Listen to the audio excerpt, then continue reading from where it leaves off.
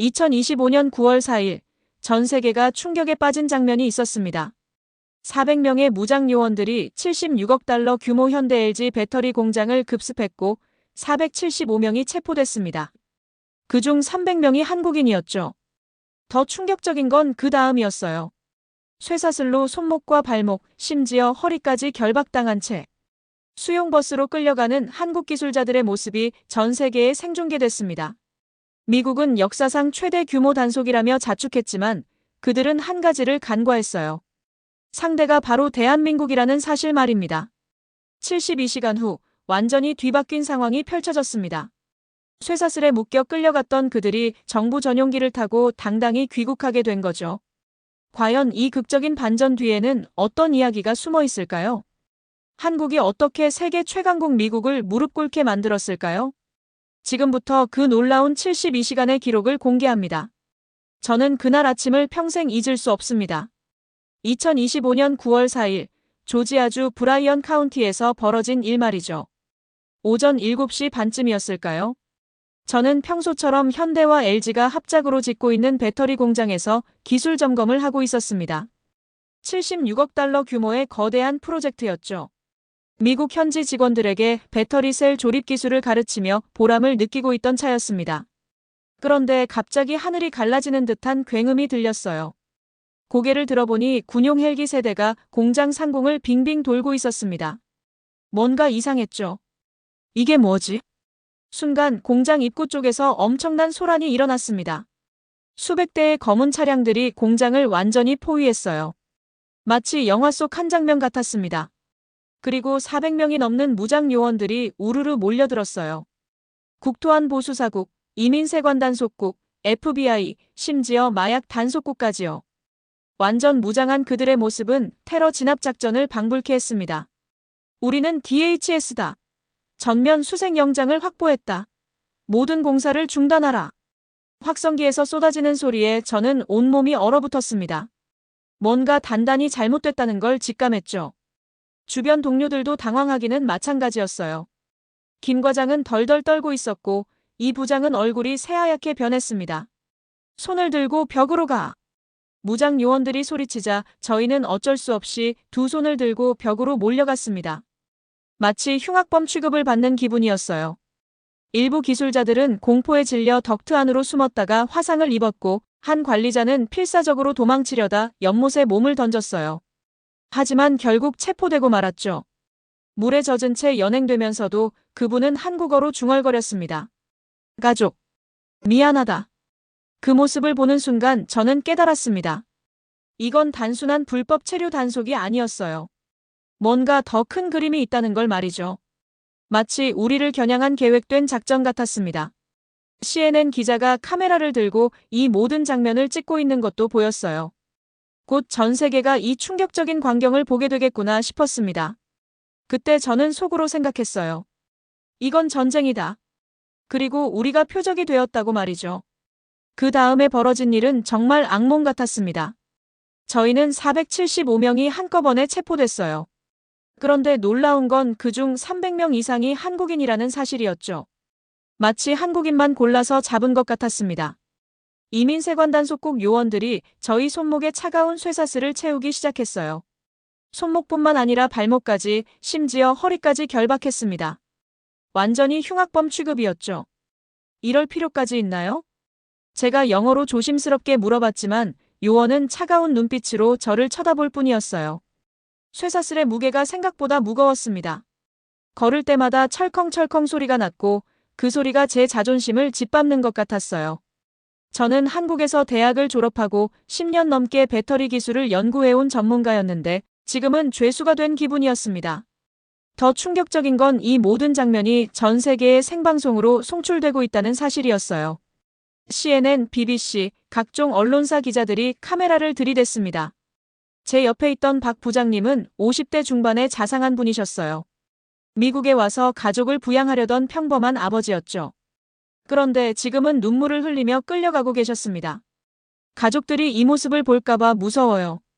박 부장님의 떨리는 목소리가 제 가슴을 찢어놓았습니다. 하루아침에 우리 모두가 범죄자로 낙인 찍힌 거예요. 수용버스로 향하는 길에 현장에서 함께 일하던 미국인 동료 제임스를 봤어요. 그는 고개를 저으며 혀를 찼습니다. 이건 말이 안 돼. 저 사람들 없으면 우리 공장 못 돌려. 그런데 쇠사슬까지 채우다니. 제임스의 말에서 진심 어린 안타까움이 느껴졌어요. 적어도 현장에서 함께 일하던 사람들은 우리가 어떤 사람들인지 알고 있었거든요. 버스 안은 침묵으로 가득했습니다. 쇠사슬 소리만 덜컹덜컹 울릴 뿐이었죠. 창밖으로 보이는 기자들의 카메라 플래시가 번쩍번쩍 터졌어요. 저는 창가에 기댄 채 생각했습니다. 이 장면이 전 세계로 송출되면 우리나라 사람들이 어떤 기분일까? 미국 국토안보부는 역사상 최대 규모 단속이라며 자축하고 있었지만 저는 확신했어요. 이건 미국이 저지른 돌이킬 수 없는 실수라고 말이죠. 우리는 불법 노동자가 아니었습니다. 76억 달러 투자로 미국인 8,500개 일자리를 만들어주는 핵심 기술자들이었어요. 그런 우리를 이렇게 대한다면 과연 누가 미국에 투자하고 싶어 할까요? 버스가 구치소로 향하는 동안 저는 마음속으로 다짐했습니다. 이 굴욕을 절대 잊지 않겠다. 그리고 우리나라가 이 일을 그냥 넘어가지 않을 거다. 구치소에 들어간 첫날 밤, 저는 잠을 이룰 수 없었습니다. 차가운 콘크리트 바닥에 누워 천장을 바라보며 생각에 잠겼어요.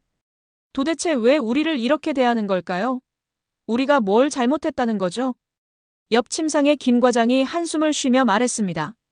참 아이러니하네요. 미국이 우리 보고 와달라고 해놓고. 맞는 말이었어요. 우리 475명 중 300명이 한국인이었는데 그 누구도 불법 노동자가 아니었거든요. 모두 LG와 현대가 투입한 핵심 기술자와 관리자들이었습니다. 저 역시 배터리셀 제조 공정의 전문가였고 김 과장은 품질 관리 책임자였어요. 박 부장님은 현지 직원 교육을 담당하셨죠. 우리 없이는 그 거대한 공장이 돌아갈 수 없었습니다. 그런데 정작 미국은 우리에게 적합한 비자를 내주지 않았어요. 인플레이션 감축법으로 전기차 배터리 공장에 수십억 달러 보조금을 퍼부으면서도 말이죠. 정말 모순적이야. 저는 속으로 중얼거렸습니다. 미국은 중국과의 기술 경쟁에서 뒤처질까봐 우리 기술이 필요했어요. 그래서 거액의 투자금을 들여 공장을 짓게 했죠. 하지만 정작 그 기술을 가진 우리에게는 장기 비자를 주지 않았습니다. 기업들은 어쩔 수 없이 단기 비자나 관광 비자로 온 기술자들을 현장에 투입했어요. 공장을 돌리려면 우리가 필요했거든요. 그런데 바로 그 법적 허점을 미국 정부가 공격한 겁니다. 다음 날 아침 변호사가 면회를 왔어요. 그는 이 사건의 배경을 설명해 주었습니다. 트럼프 행정부가 이걸 국내 정치용으로 쓰려는 것 같습니다. 불법 노동을 뿌리 뽑았다. 미국인 일자리를 지켰다. 이런 식으로요. 정말 어이가 없었어요. 우리가 만들어준 8,500개 일자리는 모두 미국인 몫이었거든요. 우리는 단지 그들을 가르치고 훈련시키는 역할이었을 뿐이었죠. 결국 이건 일자리 전쟁이 아니라 기술 전쟁이네요. 제가 말하자 변호사가 고개를 끄덕였습니다. 맞습니다. 그런데 그들이 건드린 상대가 한국이라는 걸 과소평가한 것 같아요. 그 말을 듣는 순간 묘한 확신이 들었어요. 우리나라가 예전의 약소국이 아니라는 걸 미국은 곧 깨닫게 될 거라고 말이죠. 저녁 뉴스 시간에 공용 TV를 통해 한국 상황을 봤습니다. 청와대에서 긴급회의가 열리고 있었고 국민들이 분노하고 있었어요. 우리 정부가 가만히 있지 않을 거야. 옆에 있던 이 대리가 조용히 말했습니다. 저도 그렇게 믿고 있었어요. 미국은 단순한 계산 착오를 했습니다. 한국을 여전히 70년대의 가난한 나라로 생각했던 거죠. 하지만 지금의 한국은 달랐어요. 기술력으로는 세계 최고 수준이고 경제력으로는 G8에 근접한 강국이었습니다. 그날 밤 저는 확신했어요. 이 굴욕은 오래가지 않을 거라고 말이죠. 구치소 3일째 되는 날 한국 뉴스를 보며 저는 가슴이 뜨거워졌습니다. 청와대에 불이 밤새 켜져 있다는 소식이 들려왔어요. 이재명 대통령이 직접 상황을 챙기고 있다고 했습니다. 그의 단호한 목소리가 TV를 통해 들려왔죠. 이건 단순한 법 집행이 아니다. 국민의 존엄성 문제다. 절대 좌시하지 않겠다. 그 순간 저는 울컥했습니다. 정말 우리나라가 우리를 버리지 않는구나 싶었어요. 옆에서 박 부장님이 조용히 말씀하셨습니다. 정말 다행이야. 예전 같았으면 조용히 넘어갔을 텐데. 맞는 말씀이었어요. 과거의 한국이었다면 미국 눈치를 보며 쉬쉬했을지도 모르죠. 하지만 지금은 달랐습니다. 외교부에서 재외국민보호대책본부를 즉각 설치했다는 소식도 들려왔어요. 조현 외교장관이 회의장에서 선언하는 모습이 화면에 나왔습니다. 필요하다면 제가 직접 워싱턴으로 가서 미국 행정부와 단판을 짓겠습니다. 저는 이 상황을 보며 현장에서 겪었던 일들이 떠올랐어요. 사실 미국인 직원들과 함께 일하면서 느꼈던 답답함이 한두 번이 아니었거든요. 저희가 오전 7시에 출근하면 미국인들은 9시에 와서 커피부터 마셨어요. 점심시간도 정확히 1시간씩 지키고 오후 5시 되면 칼퇴근이었죠. 주말 근무. 생각도 못했습니다. 이 정도 진도로 언제 공장이 완성되냐? 김 과장이 한 번은 답답해하며 말했던 게 기억났어요. 우리는 새벽까지 남아서 도면을 검토하고 품질을 점검했는데 미국인들은 오버타임은 별도 협의 사항이라며 손사래를 쳤거든요. 특히 정밀한 배터리 셀 조립 작업에서는 그 차이가 극명하게 드러났습니다. 한국인 기술자들은 0.1 오차도 용납하지 않고 몇 번이고 다시 했는데 미국인들은 이 정도면 충분하다며 대충 넘어가려 했어요. 품질이 생명인데 이런 식으로 하면 안 되죠. 제가 정중하게 말해도 그들은 한국 스타일은 너무 완벽주의라며 고개를 저었습니다. 결국 핵심 공정은 모두 한국인들이 담당해야 했어요. 미국인들은 보조 업무나 단순 조립만 맡았죠. 그런데 정작 우리를 불법 체류자로 몰아낸 겁니다. 그때 TV에서 놀라운 소식이 나왔어요. 백악관이 먼저 손을 내밀었다는 거였습니다. 미국 국무부 차관이 긴급 통화를 요청해왔다고 했어요. 방윤주 외교차관이 굳세게 대응하는 모습이 인상적이었습니다. 쇠사슬에 묶여 연행되는 우리 국민의 모습은 인격과 존엄을 짓밟는 행위다. 이 부분은 절대 양보할 수 없다. 이건 단순한 항의가 아니었어요. 거의 최후 통첩 수준이었죠. 대단하네. 완전히 달라졌어. 이 대리가 감탄하며 말했습니다. 정말 그랬어요. 한국이 이렇게 당당하게 미국에 맞서는 모습을 보는 건 처음이었거든요. 저는 그제야 깨달았습니다. 미국이 우리를 함부로 대한 이유 중 하나가 바로 이거였구나. 우리의 성실함과 기술력을 당연하게 여기면서도 정작 우리의 가치를 인정하지 않았던 거죠. 하지만 이제는 달랐어요. 한국은 더 이상 미국에 의존하는 약소국이 아니었습니다. 당당히 맞설 수 있는 강국이 된 거예요. 그날 밤 저는 처음으로 편안히 잠들 수 있었습니다. 구치소 4일째, 저는 한국 인터넷 뉴스를 보며 깜짝 놀랐습니다. 온라인 커뮤니티가 완전히 폭발한 거예요. 하지만 그냥 감정적인 분노가 아니었어요. 댓글 하나하나가 정말 날카로운 분석이었습니다. 우리가 76억 달러 투자해서 미국인 일자리 8,500개 만들어주는데 이게 대우냐? 우리 기술 없으면 미국 전기차 산업 망한다. 감히 우리 국민을 쇠사슬에 묶다니 당장 철수해라. 저는 스마트폰 화면을 보며 가슴이 벅차올랐어요. 이건 단순한 분노가 아니었습니다. 하나하나가 치밀한 경제 논리와 국제 정세 분석이었거든요. 정말 대단해. 우리 국민 수준이 이렇게 높았나? 옆에 있던 김 과장이 감탄하며 말했습니다. 정말 그랬어요. 댓글들을 읽어보니 일반 시민들도 국제 경제와 기술 패권을 정확히 이해하고 있었어요. IRA 보조금? 결국 우리 기술 때문에 주는 건데 필요 없다면 다른 나라 간다. 반도체, 배터리, 자동차. 우리 없으면 미국은 중국에 뒤진다. 이런 댓글들이 수만 개씩 달려 있었어요. 그리고 모두 팩트를 기반으로 한 정확한 분석이었습니다. 저는 현장에서 일하면서 이미 느꼈던 바였죠. 미국 전기차 산업에서 한국의 배터리 기술은 절대 빠질 수 없는 핵심이었거든요. 테슬라, GM, 포드 모두 우리 기술에 의존하고 있었으니까요. 우리가 없으면 미국 전기차는 정말 망해. 제가 중얼거리자 박 부장님이 고개를 끄덕이셨습니다. 맞아. 그런데 그걸 일반 국민들도 다 알고 있다니. 정말 놀라웠어요. 예전 같았으면 우리가 잘못했나 보다며 위축됐을 텐데 지금은 완전히 달랐습니다.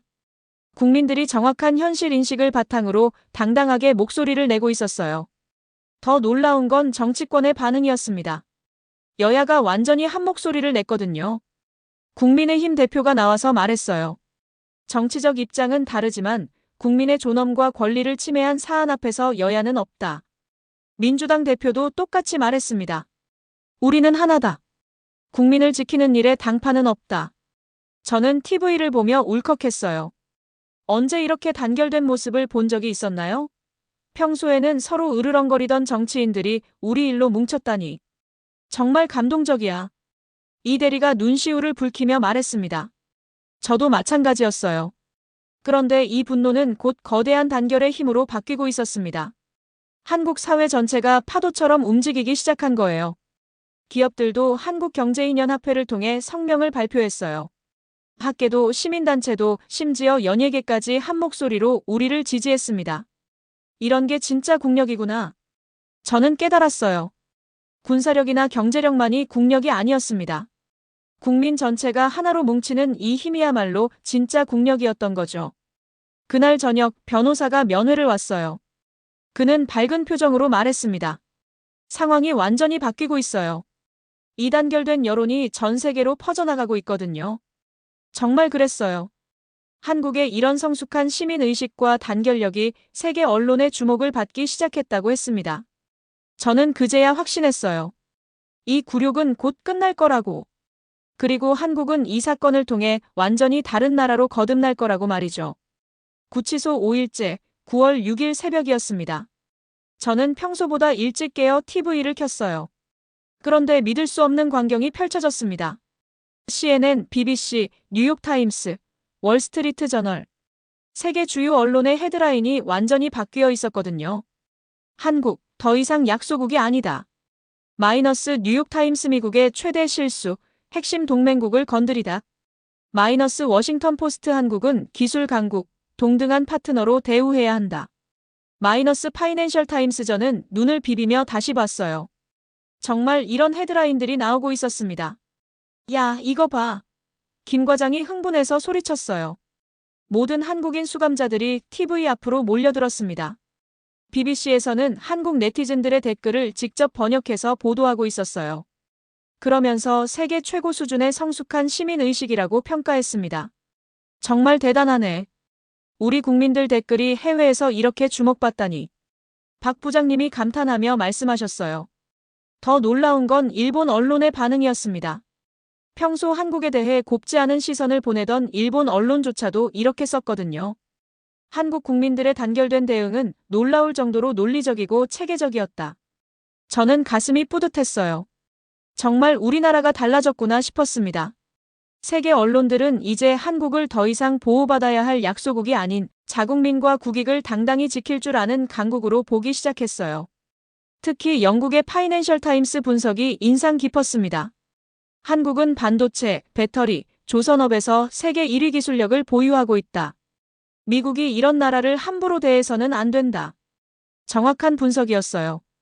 저희가 현장에서 느꼈던 게 바로 그거였거든요. 미국인들은 우리 기술이 필요하면서도 우리를 동등하게 대하지 않았어요. 그런데 더 충격적인 건 미국 내부에서 터져나오는 비판이었습니다. 이게 국익이냐? 동맹국을 이렇게 대우하고 누가 미국에 투자하겠는가? 미국 언론들도 정부를 맹비난하기 시작했어요. 특히 조지아주 출신 의원들의 반응이 격렬했습니다. 조지아주 하원 의원 마이클 존슨이 백악관에 직접 항해 전화를 걸었다는 소식도 들려왔어요. 8,500개 일자리가 다 날아갈 수도 있습니다. 이게 말이 됩니까? 정말 그랬어요. 우리가 떠나면 그 거대한 공장은 제대로 돌아갈 수 없었거든요. 미국인들만으로는 배터리셀 제조의 핵심 기술을 감당할 수 없었으니까요. 조지아주 상원 의원도 똑같이 반발했습니다.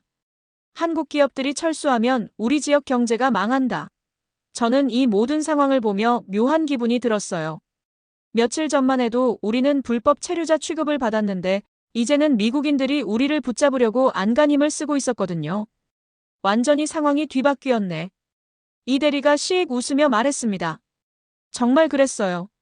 백악관은 완전히 패닉에 빠진 상태였습니다. 트럼프 행정부가 국내 정치용으로 벌인 일이 완전히 부메랑이 되어 돌아온 거죠. 저는 그제야 깨달았습니다. 한국이 정말 달라졌구나. 이제는 세계가 한국을 함부로 대할 수 없는 나라로 인정하기 시작했구나. 그날 저녁 변호사가 희소식을 가져왔어요. 미국이 곧 무릎을 꿇을 것 같습니다. 9월 7일 새벽, 저는 이상한 소음에 잠이 깼습니다. 구치소 복도에서 간수들이 뭔가 급하게 이야기하고 있었어요. 평소와는 완전히 다른 분위기였습니다. 뭔가 큰 변화가 있는 것 같아. 김 과장이 조심스럽게 말했습니다. 저도 그런 느낌이 들었어요. 오전 8시쯤 변호사가 평소보다 훨씬 일찍 면회를 왔습니다. 그의 얼굴에는 믿을 수 없다는 표정이 가득했어요. 큰일 났습니다. 워싱턴이 완전히 뒤집혔어요. 그는 흥분한 목소리로 상황을 설명했습니다. 백악관 내부가 완전히 혼란에 빠졌다는 거였어요. 국무부, 상무부, 심지어 여야 의원들까지 한국을 잘못 건드렸다며 정부를 맹비난하고 있다고 했습니다. 조지아주 의원들은 아예 백악관 앞에서 시위라도 할 기세였다고 하더군요. 8,500개 일자리가 날아간다고 난리예요. 변호사의 말에 저는 쓴웃음을 지었습니다. 며칠 전만 해도 우리를 범죄자 취급하더니 이제는 우리가 없으면 안 된다고 난리를 피우고 있다니요. 그런데 정말 놀라운 소식이 있었어요. 미국이 먼저 한국에 손을 내밀었다는 겁니다. 오늘 오전에 미국 국무부에서 한국 외교부에 긴급 통화를 요청했어요. 한국과 즉각 대화 채널을 열고 싶다면서요. 저는 귀를 의심했어요. 미국이 먼저요? 이건 사실상 미국의 항복 신호였습니다. 변호사의 말에 저는 가슴이 뛰기 시작했어요. 정말 상황이 완전히 뒤바뀐 거였습니다. 곧바로 한미 직통 라인이 가동됐다고 했어요. 양국의 협상팀이 24시간 밤샘 협상에 들어간다. 는 소식이었습니다. 우리 정부가 어떻게 나올까? 박 부장님이 걱정스럽게 물어보셨어요. 저는 확신했습니다. 절대 쉽게 넘어가지 않을 거예요. 정말 그랬어요. 한국 정부의 입장은 단호했습니다. 방윤주 외교차관이 미국 측에 명확히 전달했다고 하더군요. 우리 국민을 범죄자로 만들 수는 없다. 자진 출국만이 유일한 길이다. 백악관은 강제 추방을 고집했지만 한국은 한치도 물러서지 않았어요. 자진 출국과 강제 추방의 차이는 하늘과 땅이었거든요. 강제 추방당하면 10년간 미국 입국이 금지돼요. 완전히 블랙리스트에 오르는 거죠. 하지만 자진 출국은 기록조차 남지 않습니다. 언제든 다시 합법적으로 미국에 올 수 있어요. 정말 중요한 차이네요. 이 대리가 말했습니다. 맞았어요. 이건 단순히 나가는 방식의 문제가 아니었습니다. 우리의 명예와 미래가 걸린 문제였거든요. 협상은 밤늦게까지 이어졌어요. 미국 측은 계속 강제 추방을 주장했지만 한국은 절대 양보하지 않았습니다. 다음 날 새벽 드디어 결과가 나왔어요. 미국이 굴복했습니다. 변호사가 달려와서 소리쳤어요. 저는 믿을 수 없어서 다시 물어봤습니다. 정말요? 네. 강제 추방 대신 자진 출국으로 결정됐어요. 그 순간 구치소안이 환호성으로 가득 찼습니다. 모든 한국인 수감자들이 껴안고 기뻐했어요. 우리가 이겼다. 김 과장이 눈물을 흘리며 소리쳤습니다. 정말 그랬어요. 우리가 이긴 거였습니다. 즉, 우리는 범죄 기록 없이 당당히 한국으로 돌아갈 수 있게 됐어요. 그리고 언제든 다시 미국에 올 수 있었습니다. 저는 그제야 깨달았어요. 한국이 정말 강해졌구나. 미국조차 함부로 대할 수 없는 나라가 됐구나. 9월 7일 오전 10시, 저는 구치소 공용 TV 앞에서 숨을 죽이고 있었습니다. 청와대에서 공식 발표가 있을 예정이었거든요. 강훈식 대통령 비서실장이 기자회견장에 나왔어요. 그의 얼굴에는 자신감이 가득했습니다. 구금된 우리 국민 전원, 자진 출국 형태로 즉시 귀국합니다. 그 순간 구치소 안이 완전히 폭발했어요. 모든 한국인 수감자들이 소리치고 껴안고 울었습니다. 우리가 해냈다. 박 부장님이 눈물범벅이 되어 저를 껴안으셨어요. 저도 목이 메어 말이 나오지 않았어요. 쇠사슬에 묶여 끌려가던 우리가 단 72시간 만에 당당히 정부 전용기를 타고 귀국하게 된 겁니다. 이게 현실인가 싶었어요. 기자회견장에서는 환호성이 터져나왔습니다. 기자들도 박수를 치고 있었어요. 이 장면이 전 세계로 생중계되고 있었습니다. 정말 기적 같아. 김 과장이 떨리는 목소리로 말했습니다. 맞았어요. 누가 상상이나 했겠어요? 미국이 이렇게 빨리 무릎을 꿇을 줄 말이죠. CNN에서 즉시 속보를 내보냈어요. 앵커의 표정도 놀라움 그 자체였습니다. 한국 정부의 강력한 압박에 미국이 굴복했습니다. 이는 한국이 더 이상 미국의 그늘에 숨어있는 나라가 아님을 보여주는 상징적 사건입니다. 뉴욕타임스도 긴급 기사를 냈어요. 한국은 더 이상 미국의 그늘에 숨어 있는 나라가 아니다. 21세기 글로벌 무대에서 독립적 행위자로 완전히 성장했다. 저는 이 모든 상황을 보며 가슴이 벅차올랐어요. 정말 우리나라가 달라졌구나 싶었습니다. 오후에 석방수속이 시작됐어요. 간수들의 태도도 완전히 달라져 있었습니다. 며칠 전에는 우리를 범죄자 취급했는데 이제는 정중하게 대했어요. 죄송합니다. 이런 일이 있어서. 한 간수가 조심스럽게 사과했습니다. 저는 씁쓸한 웃음을 지었어요. 구치소를 나오는 순간 저는 완전히 다른 사람이 된 기분이었어요. 며칠 전에는 쇠사슬에 묶여 들어왔는데 지금은 당당히 나가고 있었거든요. 공항으로 가는 버스 안에서 박 부장님이 말씀하셨어요. 이번 일로 정말 많은 걸 깨달았어. 우리나라가 이렇게 강해졌구나. 저도 같은 생각이었어요. 예전에 한국이었다면 조용히 넘어갔을지도 모르죠. 하지만 지금의 한국은 달랐습니다. 국민은 분노 대신 자부심을 갖게 됐고 정치권은 여야를 막론하고 단결했어요. 기업들도 다시 당당히 투자와 기술력을 이어갈 수 있었습니다. 인천공항에 도착했을 때 수백 명의 기자들과 환영 인파가 기다리고 있었어요. 플래카드에는 이렇게 쓰여 있었습니다. 대한민국의 자랑스러운 기술자들 환영합니다. 저는 그 순간 정말 뿌듯했어요. 우리는 더 이상 굴복하는 민족이 아니었습니다. 당당히 맞서는 강인한 민족이었어요. 그날 밤 집에 도착해서 가족들을 만났을 때 아내가 말했어요. 당신들 덕분에 나라 위상이 달라졌어요. 정말 그랬어요. 이번 일로 전 세계가 한국을 더 이상 약소국이 아닌 강대국과 맞서는 당당한 강국으로 기억하게 됐습니다. 저는 확신했어요. 한국의 진짜 시대가 이제 시작됐다고 말이죠. 지금까지 2025년 조지아주에서 벌어진 놀라운 72시간의 기록을 들려드렸습니다. 이 이야기를 듣고 여러분은 어떻게 생각하시나요? 앞으로 한국이 이런 상황에서 더욱 강하게 대응해야 한다고 생각하신다면 대한민국 최고를, 이번 정도의 대응이 적절했다고 생각하신다면 코리아 넘버원을 댓글로 달아주세요. 한국이 더 이상 약소국이 아님을 전 세계에 각인시킨 이 역사적 사건 어떠셨나요? 이런 자랑스러운 우리나라의 이야기가 더 많은 분들에게 전해질 수 있도록 구독과 좋아요 꼭 부탁드릴게요. 여러분의 작은 클릭 하나가 대한민국의 위상을 알리는 큰 힘이 됩니다. 다음에도 더욱 흥미진진한 한국의 이야기로 찾아뵙겠습니다. 저는 감동 캐비넷 작가 혜리였습니다. 감사합니다.